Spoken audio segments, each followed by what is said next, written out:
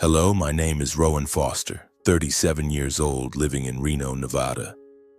I'm not the type to talk about myself, but if you're here, ready to listen, I'll try to tell my story as honestly as I can. My life, how should I put it, is like a hand dealt at the shabbiest casino in Reno.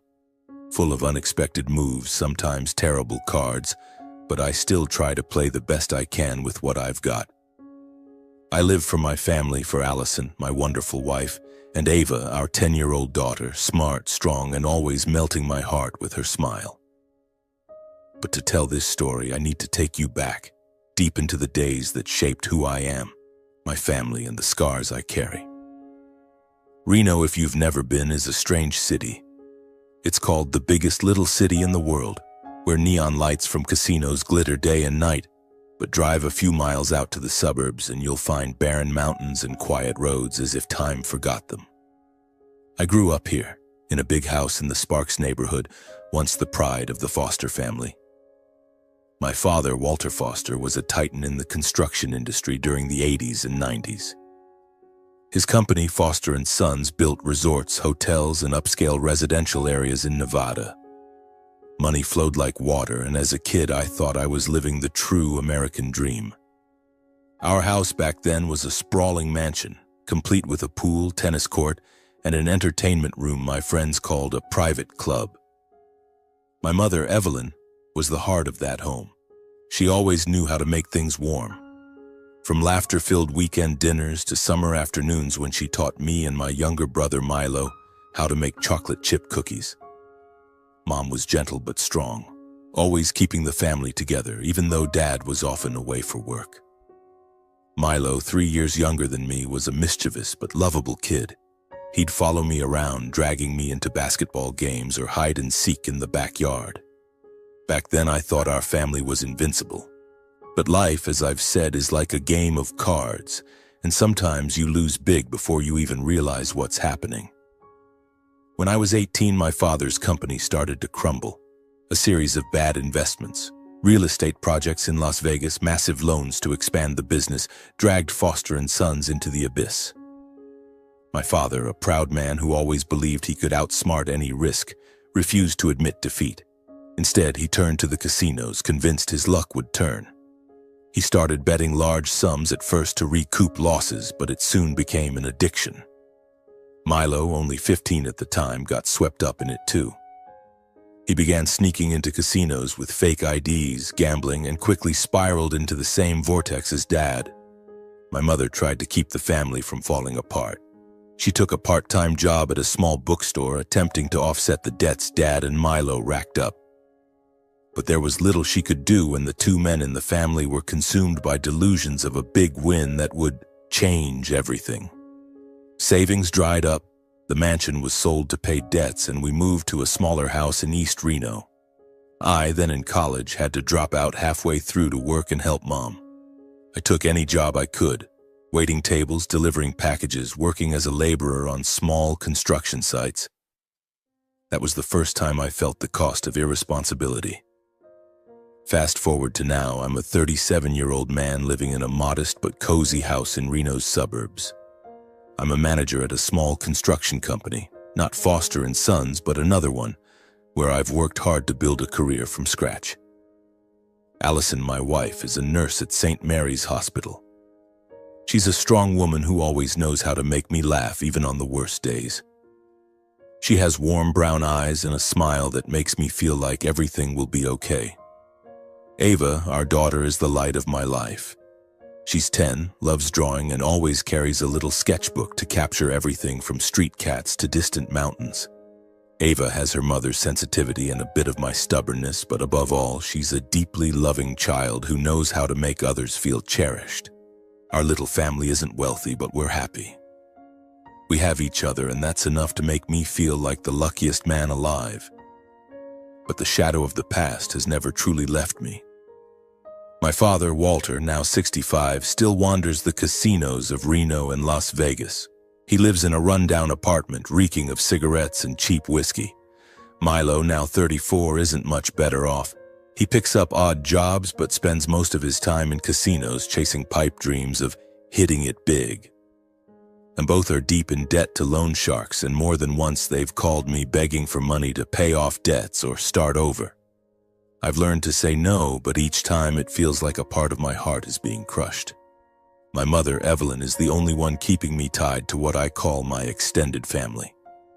She's 62 now, but illness has made her look older than her years. 6 months ago, doctors diagnosed her with late-stage lung cancer. The news hit me like a punch to the chest. I still remember the day she called me to the hospital, her voice weak but trying to stay calm.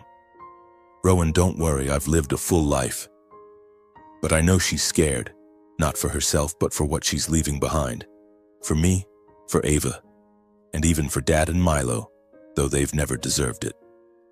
Allison and I take turns caring for Mom at the hospital. Ava visits often, bringing colorful drawings to cheer her up. Once Ava drew a picture of our family, me, Allison, her, and Mom, standing in a field of flowers under a sunset. "I'll take this picture with me to remember everyone," Mom said, her eyes shining even as her body weakened day by day. But Walter and Milo? They've never shown up. Not a single visit, not a single call. They're too busy with their card games, their drinks, and their empty promises of starting over. I don't know how to feel about them anymore. Some nights, sitting by Mom's hospital bed, I wonder if I'm doing the right thing by still calling them family. I'm angry at them, but deep down I still hope they'll change someday. Allison says I'm too soft-hearted, but she understands. Family isn't something you let go of easily, no matter how much they hurt you. Today, as I write these words, Mom is still in the hospital.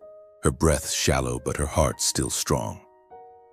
I just got back from a night shift, sitting in the quiet living room listening to Allison cooking in the kitchen and Ava laughing with our little dog. But inside I feel a storm coming. I know with Mom's condition the days ahead won't be easy. And I also know Dad and Milo won't let things stay peaceful. They always bring trouble, as they have their whole lives. I close my eyes and take a deep breath. My life, as I've said, is a game of cards. And I'm preparing for the next move, not knowing what card will be turned over. But for Allison, for Ava, and for Mom, I'll play this hand to the end. Although I was born and raised in Reno, I never thought I'd step foot in a casino. Not because I hate gambling, but because those places always bring back memories I'd rather bury. The clanging bells of slot machines, the smell of cigarette smoke mixed with cheap liquor, and the vacant stares of people trapped in dreams of hitting it big. All of it feels like a reminder of what destroyed my family. But that night I had no choice. I had to find Dad and Milo, not to save them, but to beg them just this once to do the right thing, visit Mom before it was too late. I drove my old pickup truck through the neon-lit streets of downtown Reno. It was nearly 10 p.m., but the city glowed as if it never slept. I parked in front of the Silver Strike, a mid-tier casino at the corner of Virginia Street. It wasn't as glamorous as the spots in Las Vegas, but it was big enough to draw players like Dad and Milo, people who always thought one more hand could change their lives. I took a deep breath, trying to suppress the anger rising in my chest. Allison had warned me not to go, saying I was only hurting myself. But I couldn't sit still while Mom lay in the hospital, her breaths growing weaker by the day, and Dad and Milo didn't care. The glass doors of the Silver Strike swung open and I was pulled into another world. Blinding lights from hundreds of slot machines, laughter mixed with curses, and a stifling atmosphere made me feel like I was suffocating.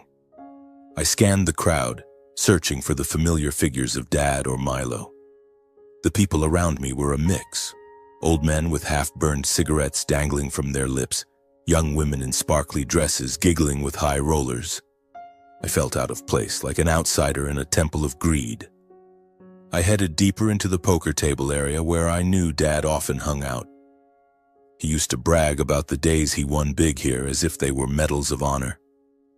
Finally, I spotted him, Walter Foster, sitting at a poker table near the corner of the room.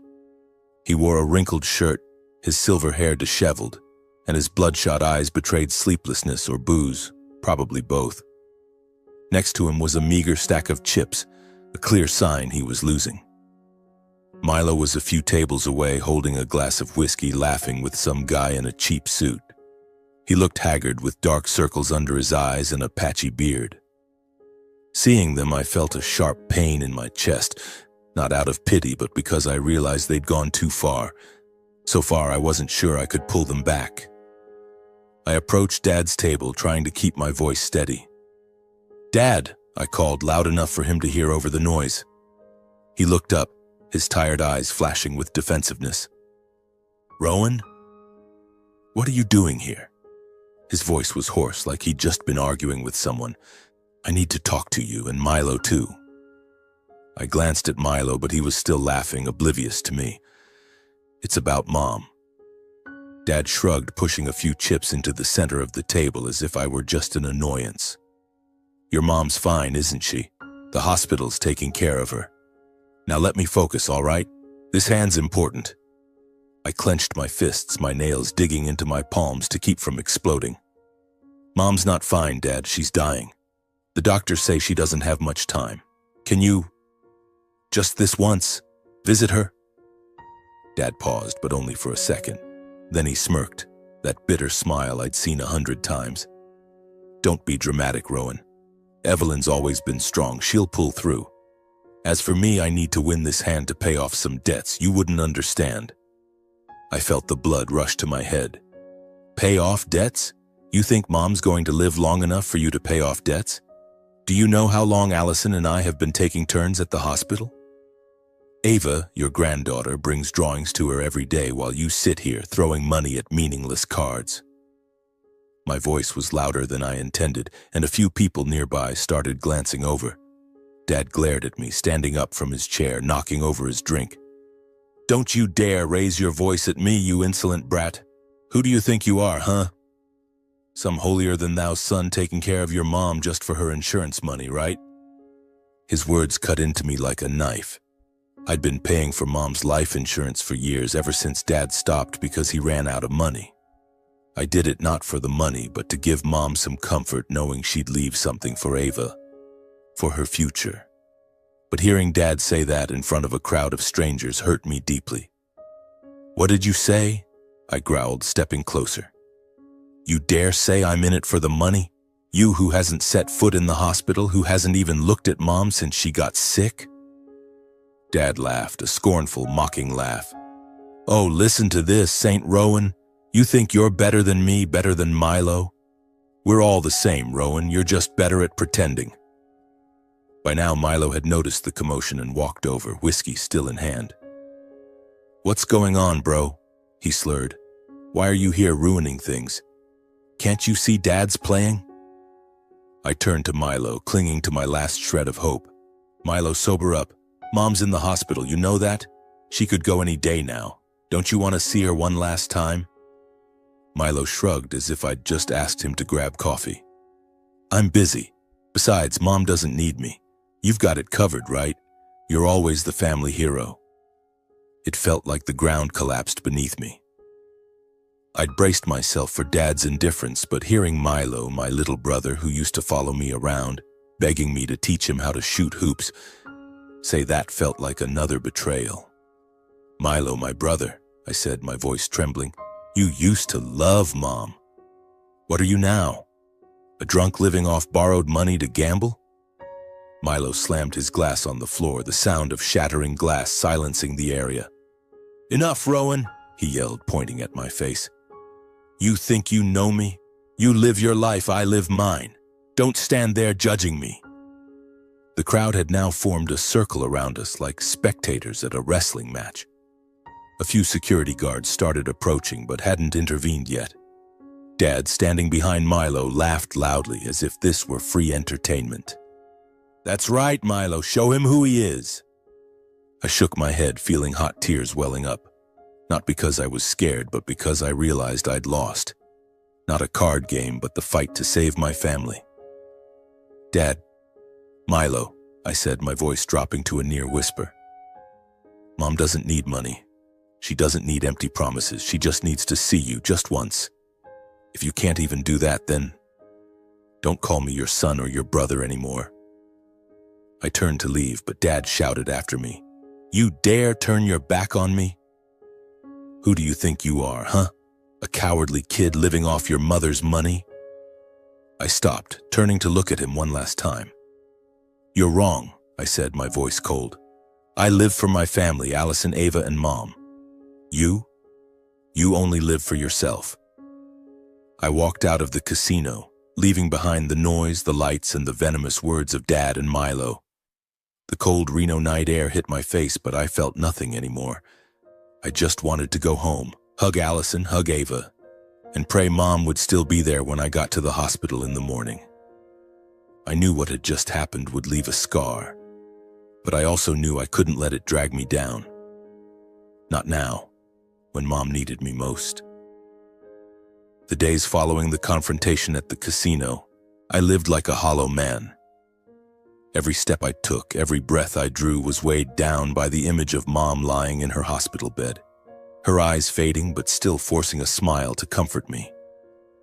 I couldn't erase the venomous words of Dad and Milo from my mind, but I also couldn't let them drag me under. Allison and Ava were the only anchors keeping me upright.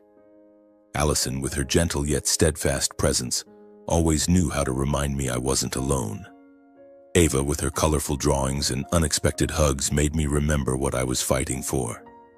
But deep down, I knew Mom's time was running out, and I wasn't sure I was ready to face it. Mom passed away on a Wednesday morning as the first rays of sunlight slipped through the blinds at St. Mary's Hospital. I was sitting by her bedside, holding her hand tightly when her breathing grew faint and then stopped. Allison stood behind me, her hand on my shoulder, while Ava nestled against her mother, her eyes red but tearless. I didn't know what to say. No words could capture the pain tearing through my chest. Mom, the woman who sacrificed her entire life to keep our family together, who always put us above everything, was gone. I just sat there, staring at her peaceful face, wondering why life was so unfair. I wanted to scream, to punch the wall, to race to the casino and drag Dad and Milo here to see what they'd missed. But I did nothing. I just held Ava, letting her cry into my chest, and felt Allison's hand squeeze my shoulder. She's at peace now, Rowan, Allison whispered. She's not in pain anymore. I knew she was right, but that truth didn't ease the ache inside me. It only made me realize I'd now have to live in a world without Mom. A few days later, we held Mom's funeral at a small church in the outskirts of Reno. It was a chilly morning, the sky gray as if mourning with us. I stood before the casket, looking at the white lilies Ava had chosen, Mom's favorite flower. Allison and Ava stood beside me, holding hands, and I felt their love like a small flame warming my heart. But then I saw them, Walter and Milo, appearing at the church door, dressed sloppily, their faces wearing a mask of feigned grief. My blood boiled, but I held it in. This was Mom's day, not a day for arguments. Throughout the service, Dad and Milo kept their distance, standing in the back row, whispering to each other. I tried to ignore them, focusing on the prayers and the stories people shared about Mom. An old friend of hers spoke about how Mom helped her through tough times after her husband's death. A colleague from the bookstore talked about Mom's patience and kindness, how she always found ways to make people smile. Those stories made me both proud and heartbroken because I knew Mom deserved to be loved more, especially by her own family. After the funeral, people gathered at our house to offer condolences. I was busy greeting guests, thanking them for coming while Allison and Ava handled the food. I thought Dad and Milo had left, but when I stepped out to the backyard to grab more chairs, I saw them standing there, near the fence, smoking and talking with tense expressions. I took a deep breath, bracing myself because I knew they hadn't come just to say goodbye to Mom. "Rowan," Dad called, his voice dripping with false sweetness. "Got a minute to talk?" I nodded, though I wanted nothing more than to tell them to leave. "What is it, Dad?" Dad stubbed out his cigarette on the ground, then looked me in the eye. "Your mom left a life insurance policy, right? About $2 million, I heard. I'm the one who bought that policy, Rowan. I think Milo and I deserve a share." It felt like a slap to the face. I knew they'd bring up money, but I didn't expect them to be so brazen right after Mom's funeral. "What are you talking about?" I asked, my voice trembling with anger. "You think Mom left money so you and Milo could keep throwing it at casinos?" Milo stepped forward, his face flushed from either alcohol or anger, I wasn't sure. "Don't get high and mighty, Rowan. Dad's right. It's family money. We're family too, aren't we? We need it to pay off debts, to start over. You can't keep it all for yourself." I let out a bitter laugh, not because it was funny, but because I couldn't believe their audacity. "Family? Where were you when Mom needed you? You didn't visit the hospital, didn't call, didn't do anything. And me? I've been paying the insurance premiums for years after you abandoned it. The policy names me as the sole beneficiary. You have no claim to it." Dad grabbed my arm, squeezing so hard it hurt. "You think you're smarter than me, huh? You think you can take all the money and cut out your father and brother? You don't have the right." I yanked my arm free, stepping back. "Don't touch me," I growled. "You want money? Earn it yourselves. The insurance is for Ava's future, to honor Mom. You don't deserve a single cent." Milo lunged at me, shoving me against the fence, his eyes wild. "You'll regret this, Rowan, I swear it. We'll get our share one way or another." I pushed Milo off, my blood pounding in my ears. "You dare threaten me? In my own home right after Mom's funeral?" I shouted, not caring if the neighbors heard. "You're shameless." Milo stepped back, his face flushed, his eyes blazing as if he might charge at me again. Dad, Walter, stood behind him, lips pressed tight. But I could see the cold calculation in his eyes. They hadn't come just to demand money, they came to test how far I'd bend. The air between us was taut as a wire, one small move away from snapping. I clenched my fists, ready to defend my family, even if it meant facing my own father and brother. Suddenly, a small but resolute voice rang out from the back door. "Stop!" It was Ava, my daughter, standing there with blazing eyes, clutching a crumpled piece of paper in her hand. She wore the simple black dress from the funeral, her hair tied up high, but her expression held none of the innocence of a 10-year-old. Allison stood right behind her, her face filled with worry, but she didn't stop Ava. My heart tightened. I didn't want Ava to witness this, didn't want her dragged into the mess Dad and Milo had created. "Ava, go back inside," I said, trying to keep my voice calm. "Let Dad handle this." But Ava shook her head, stepping closer, her small shoes clicking on the wooden floor. "No, Dad. I want to speak." She looked straight at Walter and Milo, unafraid despite the two men towering over her. I had never seen Ava like this, strong, fierce, as if she carried all of my mother's resilience within her. "Who are you to butt into grown-up business?" Milo snapped, but his voice lacked its usual confidence. Maybe he too was caught off guard by Ava's presence. "I'm Ava Foster," she replied, her voice clear. "Your granddaughter, your niece. And I'm someone who loved Grandma, unlike you two." Her words were like a dagger, sharp and direct, making Milo step back. Dad frowned but said nothing, crossing his arms as if waiting to see what she'd do next. Ava raised the paper in her hand, her voice trembling slightly but brimming with determination.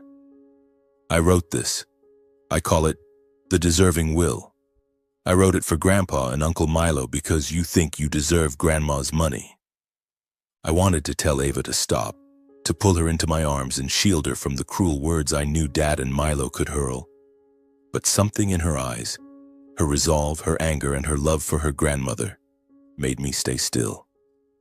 Allison placed a hand on my shoulder as if to say, "Let Ava do what she needs to do." Ava began reading, her voice cutting through the stifling silence. "This is what Grandpa and Uncle Milo have done. 1, they're addicted to gambling. 2, they're in debt everywhere. 3, they live irresponsibly. 4, they're greedy. 5, they're selfish. 6, they didn't care for Grandma when she was sick. 7, they didn't support the family. 8, they only care about money." She paused, taking a deep breath, then continued. "And this is what you inherit. 0, nothing. Because you did nothing to deserve Grandma's love or this family's." Silence. A heavy, suffocating silence, as if the whole world held its breath. Dad and Milo stood frozen, their faces shifting from anger to confusion, then to something I couldn't name. Perhaps shame. Ava folded the paper, then turned to me, her eyes glistening with tears. "Dad, I'm sorry for butting in, but I don't want them to hurt you anymore." I knelt down, pulling Ava into a tight hug, feeling my own tears spill over. "You don't need to apologize," I whispered. "I'm so proud of you." I kissed her forehead, feeling her small heart pounding with adrenaline and emotion. Ava, my 10-year-old daughter, had just done what I hadn't dared to do for years. Face Dad and Milo, not with fists, but with the truth. Allison stepped forward, wrapping her arms around both of us, and I felt the strength of our little family. But then Dad's voice broke through, hoarse and full of anger. "That insolent brat! Is this how you raise your daughter, Rowan? To disrespect her grandfather in front of everyone?"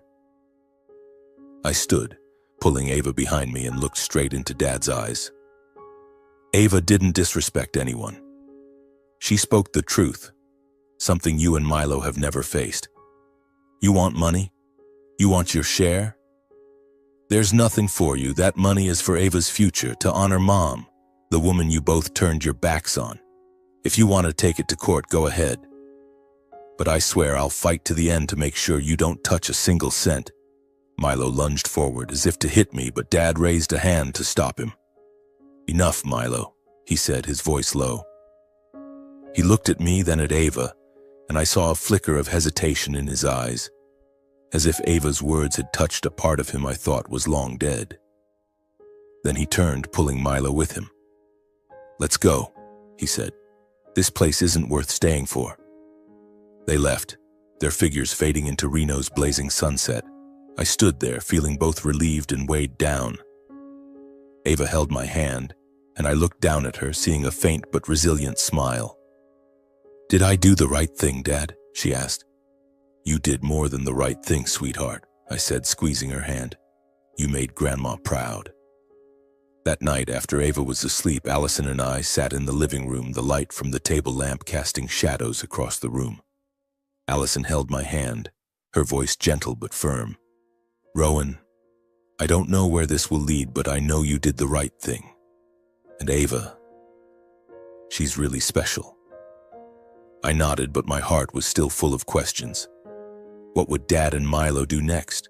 Would they give up or come back with more schemes? I didn't know. But I knew one thing. I wouldn't let them destroy my family or tarnish Mom's legacy. I opened Ava's sketchbook, looking at the deserving will she'd left on the table. Her childish handwriting was a reminder that family isn't just blood. Family is those who stand up for each other, even when it's hardest. I closed my eyes, taking a deep breath. This fight wasn't over, but I'd made my choice. I would protect Allison, protect Ava, and protect what Mom left behind, no matter the cost. And with Ava's brave act today, I knew I wasn't alone. The weeks following Mom's funeral, I lived in a state of constant tension. Every doorbell, every unknown phone number made me flinch, expecting it to be Dad or Milo, back to demand or threaten. I had braced myself for every scenario, from a lawsuit over the insurance money to desperate calls begging for cash.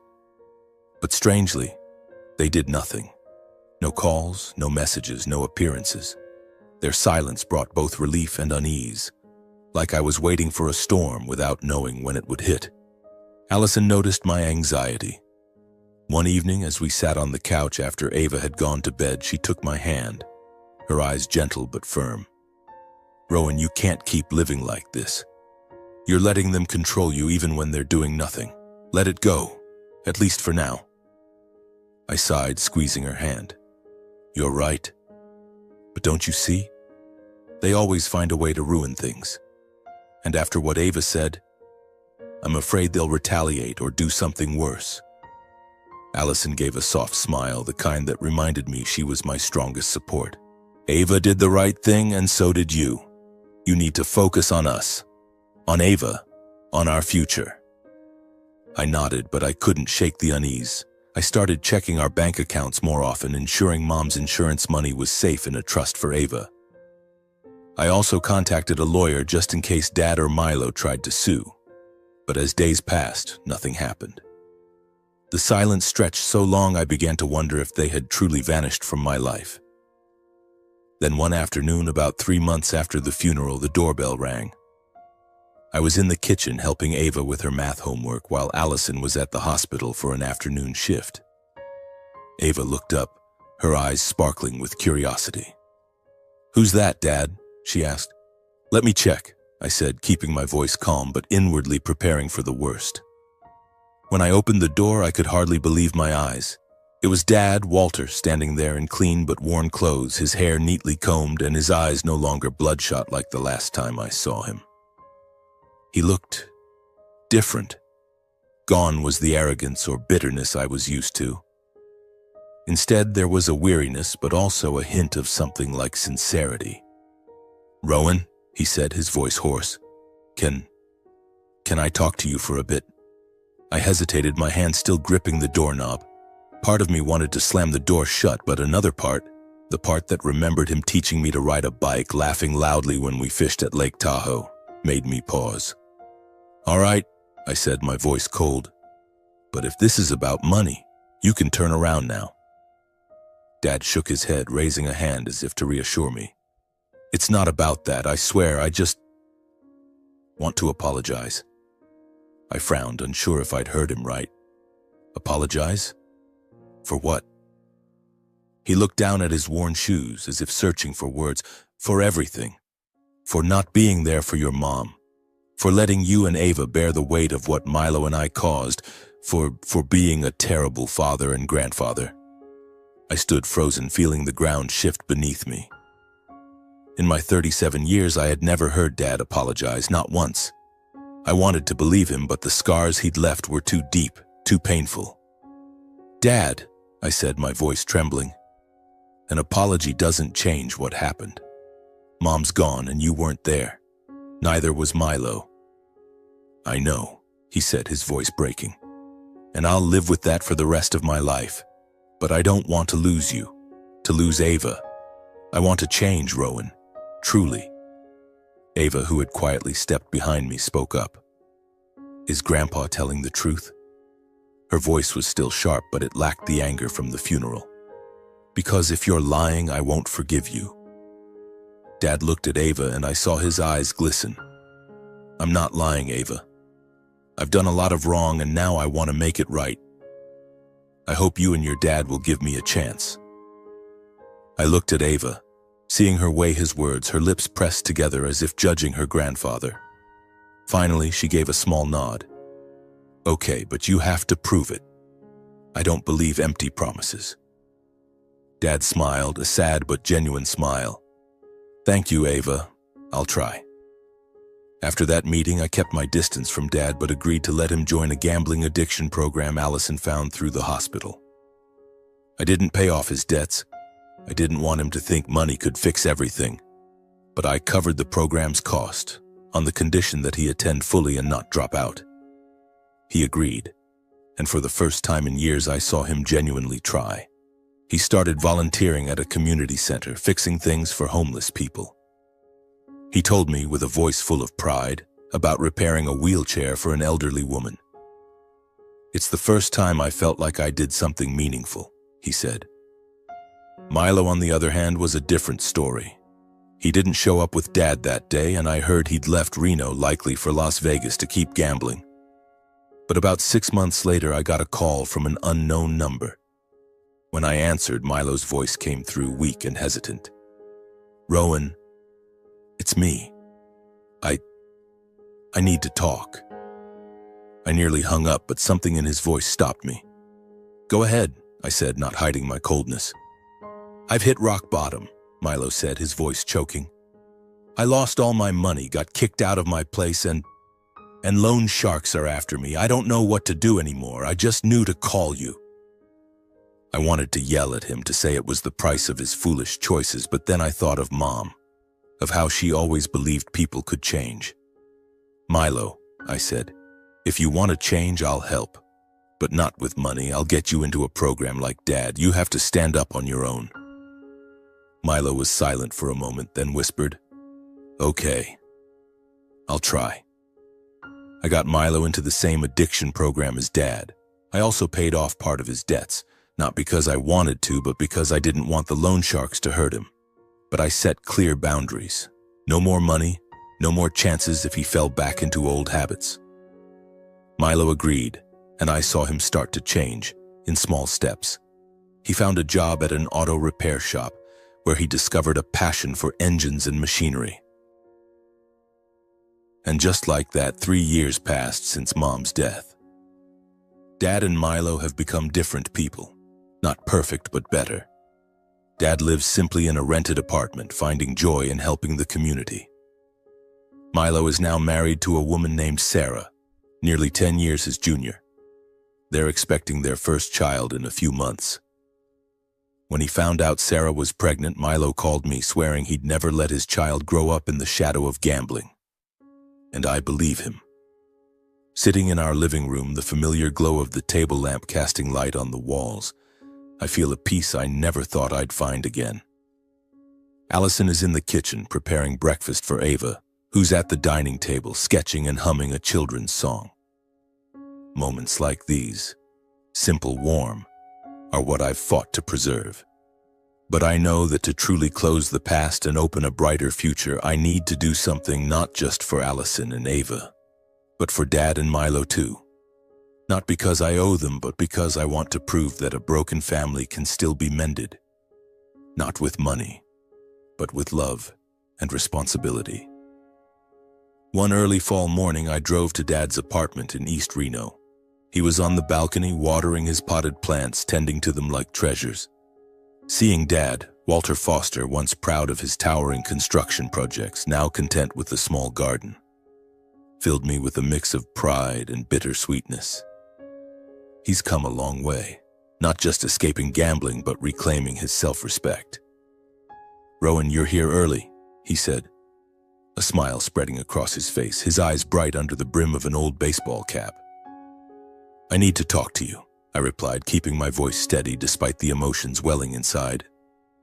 "I've been thinking a lot, and I want you to have a better place to live.